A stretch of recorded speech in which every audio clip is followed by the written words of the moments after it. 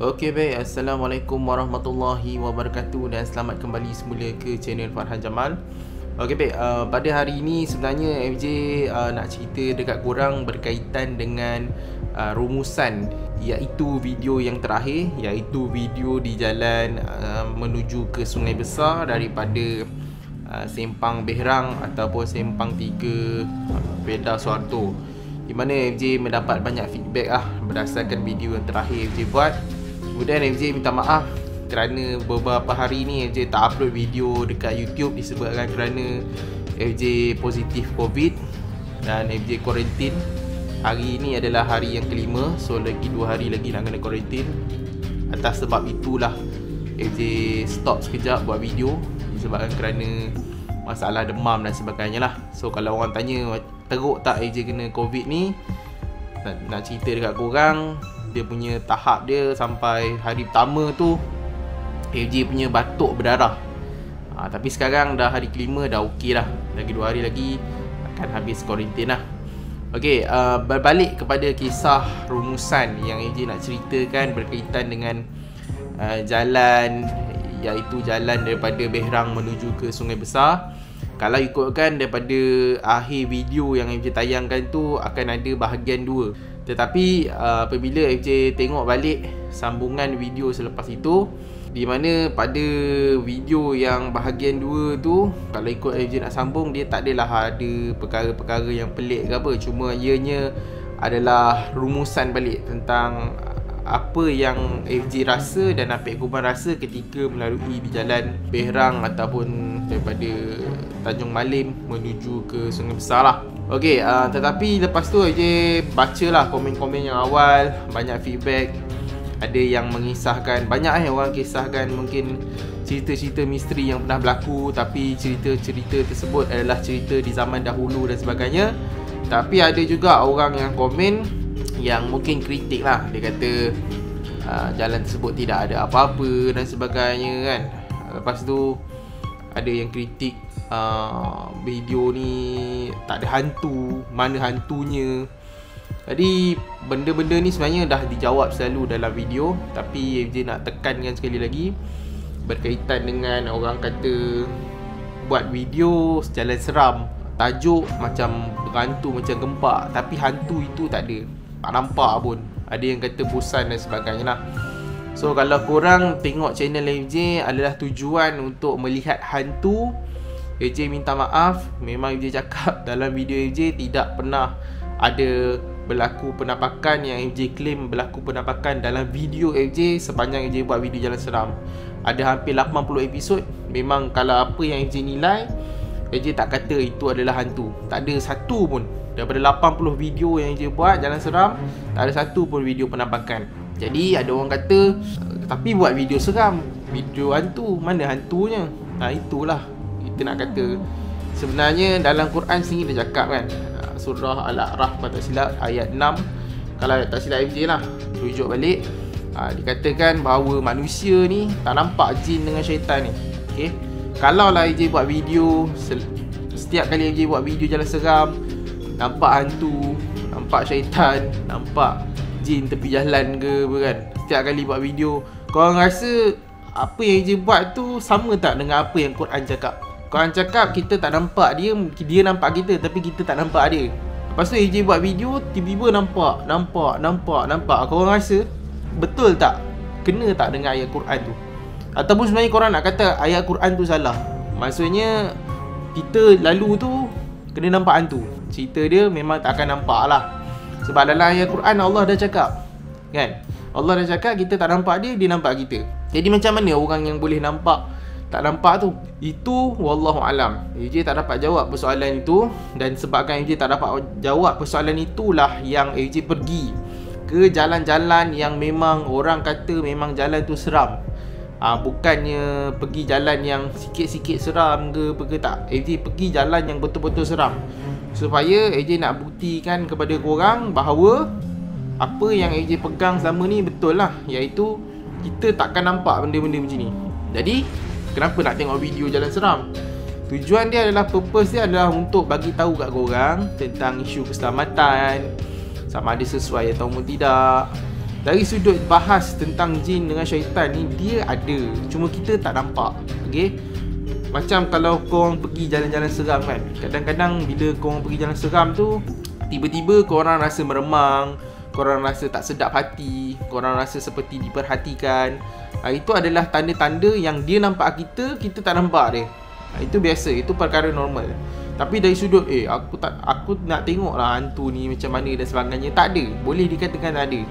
Kalau korang tengok ada video-video yang mungkin tersebar dekat YouTube tu yang menyatakan bahawa nampak hantu kan, mungkin dia pergi eksplorasi nampak hantu dan sebagainya, korang boleh tengok balik lah dengan ayat Al-Quran tu. Korang nak percaya ayat Al-Quran ke korang nak percaya video yang ditayangkan? Kalau AJ suka nak percaya. Sebab tu AJ cakap, kalau mungkin ada nampak satu penampakan sekalipun, berkemungkinan itu kita tengok balik, mungkin itu adalah kita punya salah faham, salah pandang kita berkaitan dengan benda-benda yang kita nampak. Contohnya kain dan sebagainya kan, ada batu dan sebagainya, daun pokok pisang kita nampak macam hantu pocong dan sebagainya. Dan that's why FJ cuba merungkai misteri-misteri tersebut. So kalau orang tengok, aku tengok channel Farhan Jamal ni bosan, tak ada hantu, so tak payah tengok, bukan sesuai untuk korang tengok lah. Tapi FJ dah pergi, orang kata jalan seram, yang kata ada hantu dan sebagainya, ada gangguan, kita pergi. Jadi AJ menafikan tak cerita yang orang ceritakan, cerita hantu tu. AJ dalam masa yang sama, AJ tak menafikan lah, sebab pengalaman masing-masing tak sama. Setiap orang ni dia tak sama. Ada orang yang dia, dalam diri dia ada gangguan, cuma sama ada dia sedar ataupun tidak. Berarti maksudnya macam ni, ada jin yang ikut dia, sama ada daripada keturunan yang dia tak perasan dan sebagainya lah, ataupun ada jin yang suka kat dia ke dia ikut, ataupun dia melakukan amalan-amalan yang dia sendiri tak tahu ada jin yang ikut dia dan sebagainya. So dekat situ kemungkinan orang-orang macam ni dia boleh nampak. AJ pernah berada dalam situasi di mana AJ waktu tu dengan member, kami berada di satu tempat ini. Member suruh AJ ambil kamera, rakam dekat satu sudut tu, sebab dia kata dia nampak ada sosok Tuan Puteri lah yang dia nampak, berpakaian seperti kebaya dan sebagainya. Dia jelaskan dengan detail akan penampakan yang dia nampak itu. Tetapi dalam masa yang sama, apabila AJ tengok ke arah tempat tersebut ataupun sudut tersebut, memang AJ tak nampak apa-apa. Sebab tu AJ cakap, berkemungkinan orang-orang yang mengalami gangguan ataupun dia nampak something, mungkin pada ketika itu dia berada dan diri dia berada dalam keadaan terganggu lah. Dia bukan dalam keadaan normal. Kalau orang normal, insya-Allah dia tak boleh nampak seperti mana yang korang tengok FJ buat video jalan seram ni, memang takkan nampak.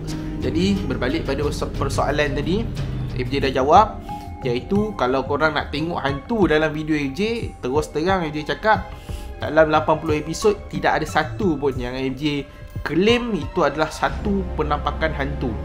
Disebabkan kerana AJ berpegang pada ayat Quran tadi, bahawa kita tak nampak dia, dia nampak kita. Dan benarlah ayat Quran tu. FJ membenarkan ayat Quran tu. Kalau video FJ asyik nampak hantu, maksudnya ayat Quran tu tak benar. Itu hikmah dia. Takkan kita nak argue ayat Quran yang katakan kita tak boleh nampak dia. Allah yang cakap. Tiba-tiba kita nampak hantu, dalam video kita keluar hantu dan sebagainya kan. Baru-baru ni kan keluar video yang isu mungkin paranormal mana tak pasti berlakon kan. Ada budak kecil duduk belakang pintu, mula-mula nampak hantu kat pintu, belakang pintu. Lepas tu tengok kantoi ada slipper dan sebagainya. Kalau ada pun mungkin pandangan AJ itu dari sudut penipuan ataupun lakonan lah. Kalau korang percaya terpulang, tapi FJ sukar untuk mempercayai penampakan.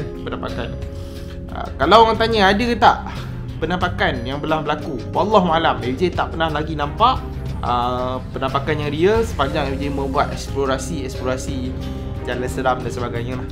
Jadi rumusan berkaitan dengan jalan sungai besar tu, apabila kita orang pergi dekat jalan sungai besar tu,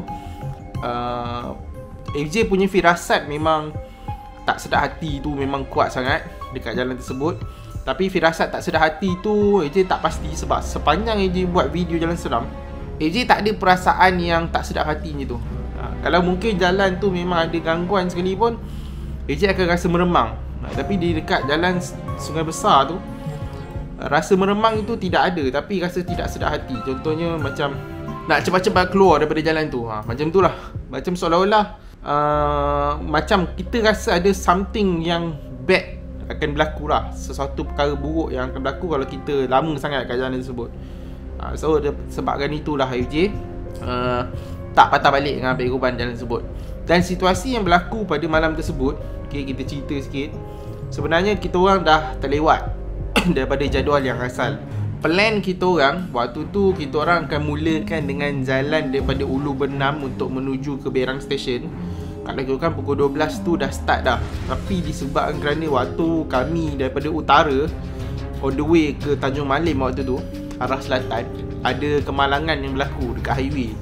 So kat situ dah sangkut lebih kurang setengah jam ataupun 40 minit dah terlewat. Jadi apabila sampai dekat Ulu Bernam tu pun dah lewat dah. Kita orang mula dalam pukul 1 lebih ataupun pukul 1 macam tu lah, something macam tu. Kemudian baru kita orang lalu daripada Ulu Bernam untuk menuju ke Berang. Sampai dekat Berang lebih kurang nak dekat pukul 2, baru kita orang mula lalu daripada Berang untuk menuju ke Sungai Besar.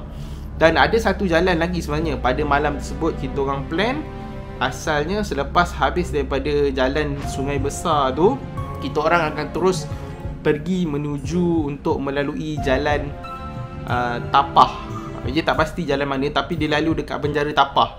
Sebab ada orang ceritakan pengalaman kata jalan itu seram lah. So plan asalnya macam tu. Tapi disebabkan kerana dah terlewat, sebab tu kalau korang perasan dalam video, apabila Apek Kuban dia kata dia nak berhenti lah kat jalan tersebut, nak cerita kan, so AJ suruh jalan. Lepas tu ada yang dia bawa perlahan sangat pun AJ suruh lajukan sikit. Sebab AJ nak sampai dekat kawasan Tapah tu kalau boleh sebelum pukul 4 pagi lah. Maksudnya dalam pukul 3 ataupun pukul 2 lebih macam tu. Tapi disebabkan kerana dah terlewat, akhirnya kami sampai dekat kawasan Tapah tu lebih kurang pukul 4 pagi lah. So bila 4 pagi ni, kebiasaannya bila di hujung-hujung waktu dah dekat subuh, biasanya cerita-cerita yang melibatkan gangguan ini dia dah kurang pada waktu tersebut. So sebab tu AJ memang kalau tengok dalam video Berang menuju ke Sungai Besar tu, AJ suruh Apek Kuban lajukan kereta dan tak berhentilah kat situ sebab memang AJ nak kejar akan trip video yang seterusnya.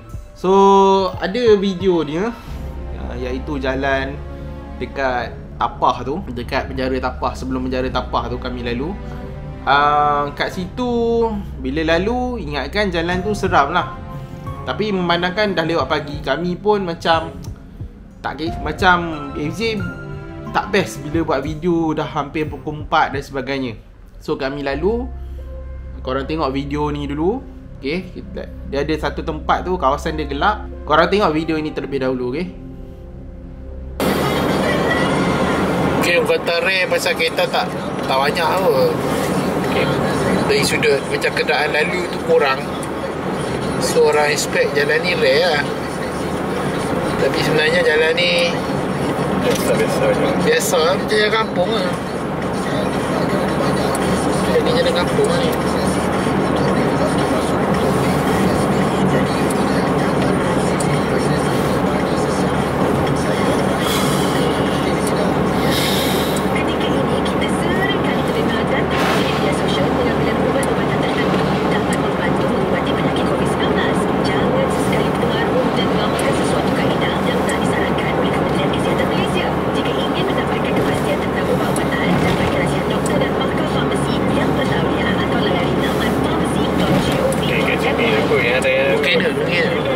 Tapi tak panjang. Dia bukan jalan yang panjang lah. Okay, ni kau yang kat sini yang kata dia gelap. Oh, lampu banyak lah. Tu lah kata tak panjang. Jadi pendek lah. Kiri ni rasa penjara.